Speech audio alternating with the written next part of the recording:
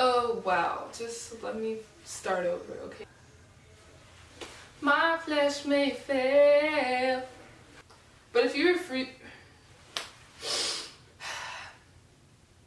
by God, you never will.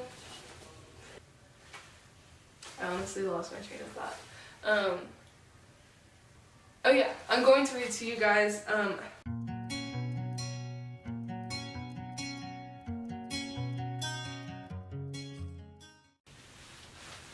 Hey guys, welcome back to my channel. I'm so glad that you decided to tune in for today's video. This is going to be my very first video in my enrichment series, okay? So I want you guys to remember how I described the enrichment series in the previous video. So these are just going to be videos about topics that I am personally still working on, but I feel like are sources of encouragement and will help all of us on our faith journey as we proceed. And as you can tell from the title, this video is going to be about salvation. And what I really want to get across is the fact that salvation is a choice. I'm going to be reading to you guys a couple of verses because I personally think that it is very important to back up words by verse, to use scripture to back up what I'm saying, because who knows if what I'm saying is true if I'm just telling you guys what I think. I need to be able to back myself up with the Bible. It's like I'm pulling up with the facts, you know. I'm coming straight at you with facts, okay? So I'm going to read to you guys Joshua 24 verse 15, which says, and it's mostly part A for me, but I think that it's really bad to take the Bible out of context. So I'm going to read to you guys the entire verse 15, but really focus on the beginning part. But if you refuse to serve the Lord, then choose today whom you will serve. Would you prefer the gods your ancestors served beyond the Euphrates? Or will it be the gods of the Amorites, in whose land you now live? But as for me and my family, we will serve the Lord. Okay? So did you guys listen to that very beginning part of the verse? If not, go ahead and rewind it, but in case you don't want to rewind it, I'll just read it to you again. But if you refuse to serve the Lord, then choose today whom you will serve. Now that really sheds light on salvation, the gift of salvation. Though it was written in the Old Testament, Joshua is a book in the Old Testament, it really still emphasizes the fact that we have, first of all, the choice. We get to choose whom we will serve. The Bible makes it very clear that we have the option of choosing life or choosing death. And though I didn't read that particular verse that talks about choosing life and choosing death, it's made clear that we can only find life through Christ Jesus.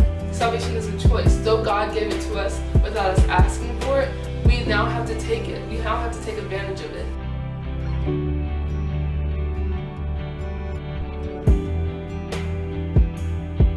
A lot of people are very confused about the definition of salvation, especially people who really want to learn about the church but aren't quite sure. In order to understand salvation and what it really means, we have to understand how we got salvation.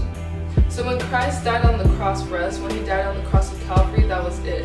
He gave us the gift of salvation so that we might be able to enjoy life with him. Because when we were brought into this earth, we were born into a world of evil, born into a world of sin, and there's quite frankly nothing holy about earth. We were born just straight into essentially damnation. And until we make the choice to choose God, then that's exactly where we're going to end up. And that's the point of this video. I want to emphasize to you guys that salvation is a choice. A lot of heresy preaches that if you live a good life and that you do a lot of good things for people, that you could be in heaven. Though our God is an understanding and loving God, he makes it very clear that the only way to heaven is through his Son, Jesus Christ. That is preached several times in the New Testament, and it's prophesied very clearly in the Old Testament. And I will help you guys understand that salvation is a choice by sharing a little bit of my testimony. So just like a lot of other people, I grew up in the church. Growing up in the church, I would say it didn't really do much for me. I mean, my parents were very serious about us going to church. Like, we never ever missed a Sunday. I feel like our first Sunday that we missed was when we traveled out of the country. That's the only time that we didn't go to church. So going to church has always been something that my parents felt very strongly about and thought would help bring us up. And so I would go to church, you know, go through the motions of things. I would sing really happily whenever a praise song came on, but when it was a worship song, I wanted to go to sleep. Never understood why people like worship. But I could understand why people like to praise. And so I would just kind of go through through all of these motions during Bible study or Sunday school, whatever you call it. During that time, I would sit, kind of listen to the teacher talk, and then when church was over, I would go find my friends.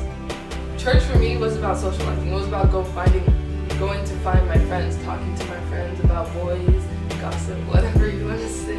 So I know that for me, that's exactly what church was. And it wasn't until 2011-ish that I realized that it was much more than that. That was my first year of middle school.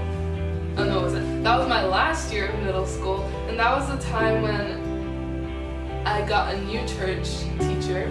I got a new teacher at church, and he really emphasized to us that salvation is a choice. And in order for me to explain that clearly, I'm going to read to you guys Revelations 3:16. But since you are like lukewarm water, neither hot nor cold, I will spit you out of my mouth. And in that verse, the most important thing for us to recognize is the lukewarm part. God either wants us to be 100% hot for Him or 100% cold for Him. He doesn't want us to be like, oh God, I want to serve you now. Please help me with my test as I study, blah, blah, blah. Or before the test, please help me on my test, let me get 100. And then every other time it would be like, oh yeah, F you, blah, blah, blah, singing all this or whatever, blaspheming God, all that stuff. He doesn't want it. He makes it very clear. It's either you're for Him or you're against Him. It's no in between. And I know that's hard for some people to understand because they think, like, wouldn't God rather you acknowledge Him, period, than to ignore Him in general and just live a life that completely ignores God? Well, the truth of the matter is God wants us to be for Him 100%. He wants our all. He wants our entire being. And if we're only choosing to give Him a little part of us, like 3 of our fingers instead of our whole body, then God is going to be like, look, you're just as the same as someone who never even gave me a part of them. And He's very straight up with that. Like, there are no ifs, ands, or buts. Like, God is very forward about that. And I'm going to read to you guys another verse. 2 Peter 3:9. The Lord isn't really being slow about His promise, as some people think. No, He is being patient for your sake. He does not want anyone to be destroyed, but wants everyone to repent. And that verse makes it very clear. God wants us, but He's willing to wait for us. He'll wait for us to choose salvation instead of us pretending like blah, blah, blah.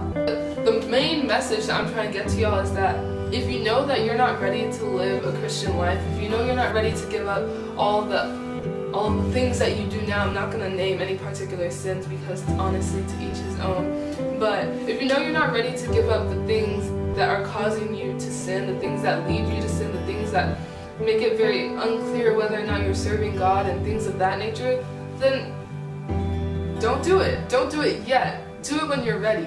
But it's also important for you guys to understand that we don't know when God is coming back. And regardless of whether or not we're ready, judgment is going to be upon us.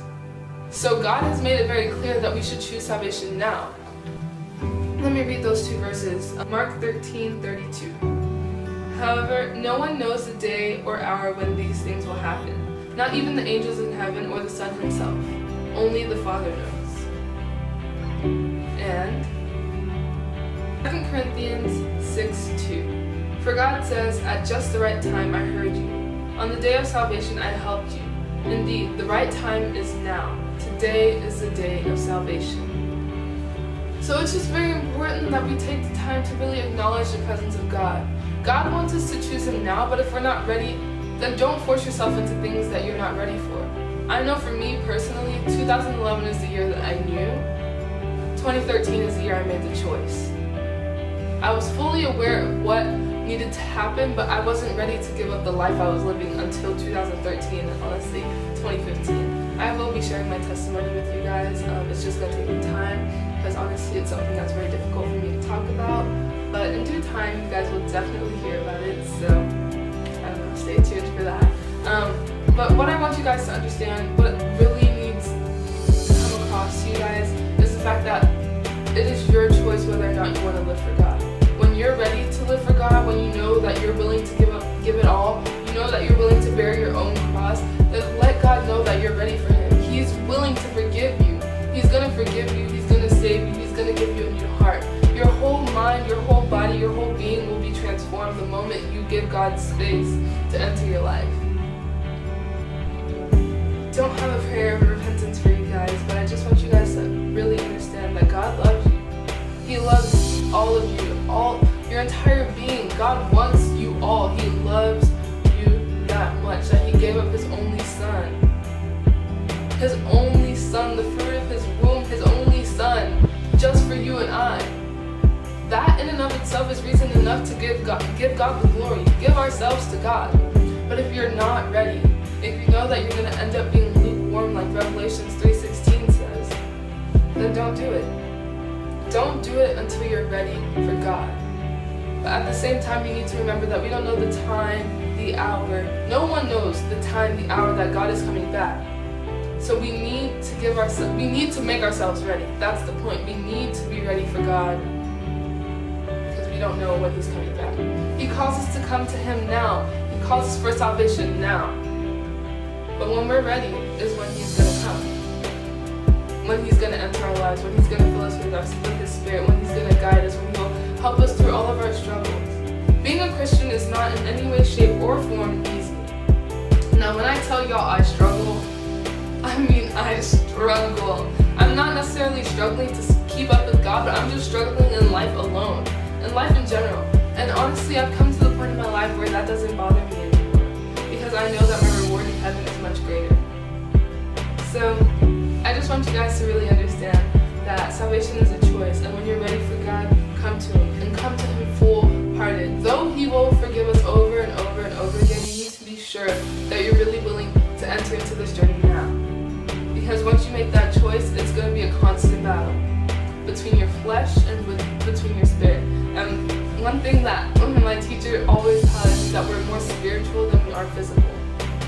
But our flesh is going to continue fighting us until the moment that we let God have the victory, let God have dominion over our lives. Thank you guys so much for watching. I hope that you really enjoyed this video and you got the message. Please like, comment, and subscribe, as well as share this video so that other people can see it. And I just want you guys to know that not all of my videos are going to be like this, but I felt like this video was really important to start with, because if you're not ready for it, I suppose it's going to be hard for you to keep listening to the other messages that I have to share. Thank you guys for watching, and I'll see you next time.